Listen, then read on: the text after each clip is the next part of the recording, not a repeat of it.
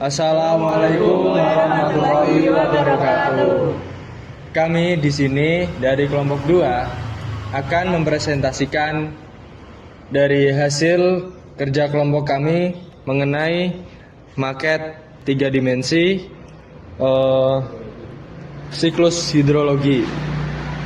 Sebelumnya izinkan kami untuk memperkenalkan diri terlebih dahulu. Nama saya Arya Dewa Wicaksono dengan NIM akhir 65. Nama saya Muhammad Fakih Yahya dengan NIM akhir 62. Nama saya Karimatunisa, NIM akhir 87. Nama saya Mufti Fala Desma Fitano dengan NIM akhir 79. Dan saya yang terakhir Arya Apriandi dengan NIM akhir 84. Di sini kita akan menjelaskan tentang Alat bahan yang digunakan untuk membuat maket 3 dimensi siklus hidrologi ini. Oke, yang pertama untuk alasnya atau tatakan yang paling luar kita menggunakan triplek ya. Yang dibuat yang background, alas background yang belakang sama yang di bawah. Selanjutnya untuk dasar background dan alas kita menggunakan styrofoam.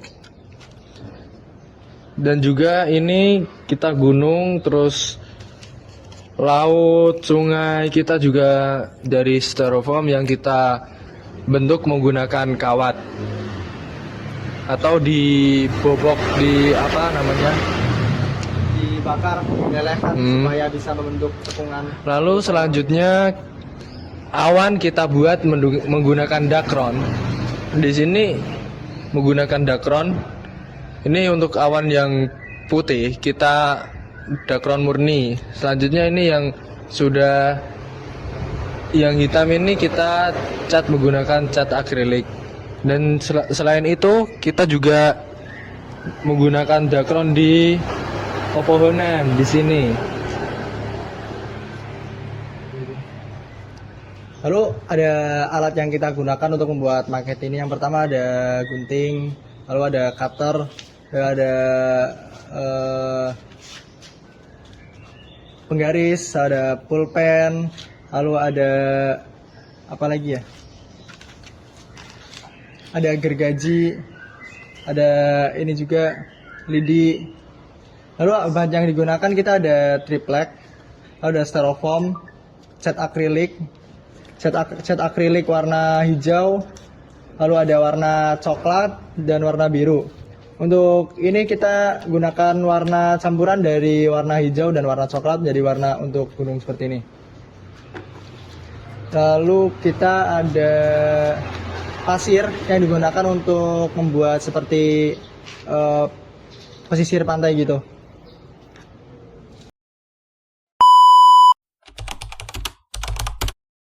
Jadi di sini ada siklus hidrologi. Siklus hidrologi yang pertama ada proses evaporasi.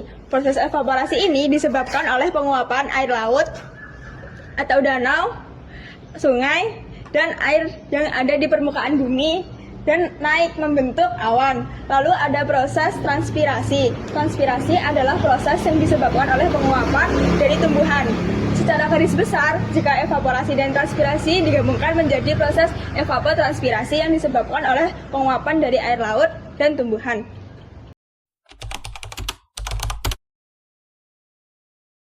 Proses kondensasi. Kondensasi sendiri merupakan proses perubahan wujud air dari gas menjadi cair. Proses ini terjadi ketika udara yang mengandung uap air menguap, mendingin, dan mencapai titik jenuhnya. Proses terjadinya kondensasi ada beberapa proses. Di antaranya adalah yang pertama, udara yang mengandung uap air itu mendingin. Selanjutnya uap air mengalami kondensasi atau pengembunan dan berubah menjadi titik-titik air. Dan titik-titik air tersebut kemudian bergabung dan membentuk sebuah awan. Setelah proses kondensasi, ada proses konveksi, yaitu proses pergerakan massa udara yang mengandung uap air dari suatu tempat ke tempat lain. Proses ini dapat menyebabkan perubahan cuaca dan iklim. Faktor-faktor yang mengakibatkan infeksi diantaranya adalah perbedaan suhu. Perbedaan suhu infeksi terjadi ketika ada perbedaan suhu di antara dua tempat. Selanjutnya adalah perbedaan kelembapan. Dan yang terakhir adalah faktor angin. Infeksi terjadi ketika angin berembus dan menggerakkan massa udara. Dan proses terjadinya infeksi pun ada beberapa proses. Di antaranya adalah massa udara yang mengandung uap air bergerak dari suatu tempat ke tempat lain. Selanjutnya, massa udara tersebut membawa uap air mengalami kondensasi ketika mencapai di tempat yang lebih dingin. Dan yang terakhir adalah proses infeksi ini dapat menyebabkan perubahan cuaca dan iklim di tempat yang dilalui oleh massa udara tersebut. Oke, yang selanjutnya ada proses presipitasi. Proses presipitasi merupakan curahan atau jatuhnya air dari atmosfer ke permukaan bumi dan laut dalam bentuk yang berbeda, yaitu dalam bentuk curah hujan. Di daerah tropis dan curah hujan serta salju di daerah beriklim sedang. Pengertian dari presipitasi adalah proses terjadinya diawali ketika sejumlah uap air di atmosfer bergerak ke tempat yang lebih tinggi dikarenakan adanya perbedaan tekanan uap air. Uap air akan bergerak dari tempat yang memiliki tekanan uap air lebih besar ke tempat dengan tekanan uap air lebih kecil. Uap air yang bergerak ke tempat yang lebih tinggi dengan suhu udara menjadi lebih rendah tersebut pada ketinggian tertentu akan mengalami penjenuhan. Apabila hal tersebut diikuti dengan terjadinya kondensasi, uap air tersebut akan berubah bentuk menjadi butiran-butiran air hujan. Selanjutnya, namun mekanisme berlangsungnya hujan melibatkan 3 faktor utama. Dengan kata lain, hujan akan terjadi apabila berlangsung 3 kejadian sebagai berikut. Yang pertama ada kenaikan massa uap air ke tempat yang lebih tinggi sampai saatnya atmosfer menjadi jenuh. Yang kedua ada terjadi kondensasi atas partikel-partikel uap air di atmosfer. Yang ketiga, partikel-partikel uap air tersebut bertambah besar sejalan dengan waktu untuk kemudian jatuh ke bumi dan permukaan laut karena gaya gravitasi. Yang selanjutnya setelah presipitasi ada runoff. Runoff terjadi karena runoff adalah keluarnya air dari dalam tanah maupun air permukaan seperti sungai dan danau menuju kembali ke laut sebagai tempat air aliran air. Setelah air dari darat menuju laut, siklus daur air akan kembali lagi dari awal yaitu evaporasi. Runoff terjadi ada beberapa faktor yang bisa mempengaruhi runoff tersebut. Yang pertama dari intensitas hujan. Hujan dengan intensitas tinggi akan menghasilkan limpasan yang lebih besar karena kapasitas infiltrasi tanah dapat terlampaui. Yang kedua ada durasi hujan. Lamanya waktu hujan juga memengaruhi jumlah air yang mengalir sebagai limpasan. Hujan yang berlangsung lama cenderung meningkatkan runoff. Yang ketiga ada distribusi curah hujan, yaitu pola distribusi hujan di suatu wilayah dapat mempengaruhi seberapa cepat aliran udara ke sungai dan saluran drainase. Limpasan mengacu pada limpasan air hujan yang tidak terserap oleh tanah dan akhirnya mengalir ke sungai, danau, atau sistem drainase.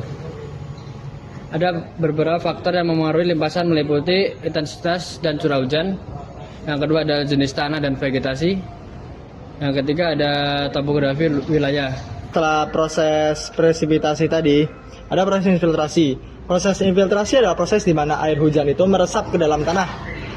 Siklus ini berperan penting dalam siklus hidrologi. Dan proses ini dipengaruhi oleh berbagai faktor. Salah satunya yaitu jenis tanah, kejenuhan, serta infiltrasi ini berperan dalam pembentukan cadangan air tanah. Faktor-faktor yang mempengaruhi infiltrasi, yang pertama ada kondisi tanah. Kondisi tanah ini salah satunya yaitu ada jenis tanah. seperti pasir, lempung, dan lain-lain itu berpengaruh dalam proses kapasitas dan waktu infiltrasi tersendiri. Tanah yang berpasir itu cenderung lebih memiliki laju infiltrasi yang lebih tinggi, sedangkan dibandingkan dengan tanah lempung. Karena pada tanah berpasir itu lebih memiliki pori-pori yang memudahkan air untuk meresap ke bawah ke dalam tanah. Yang kedua ada vegetasi. Tanaman dapat meningkatkan kapasitas infiltrasi dengan menciptakan pori-pori tambahan dan mengurai pemadatan tanah. Jadi ketika ada tanaman yang menutup jalur infiltrasi, itu tanaman akan membuka rongga ke bawah, membantu jalannya air lebih cepat meresap ke dalam tanah. Setelah terjadinya presipitasi, yang selanjutnya air itu terinfiltrasi. Nah, setelah infiltrasi itu air akan masuk ke dalam tanah. Proses ini dinamakan perkolasi, yaitu aliran air yang mengalir ke dalam tanah menuju air tanah. Beberapa faktor yang mempengaruhi perkolasi yaitu termasuk tekstur dan juga kelembapan tanah. Sekian presentasi dari kelompok kami, kurang lebihnya mohon maaf. Billahi taufiq wal hidayah. Wassalamualaikum warahmatullahi wabarakatuh.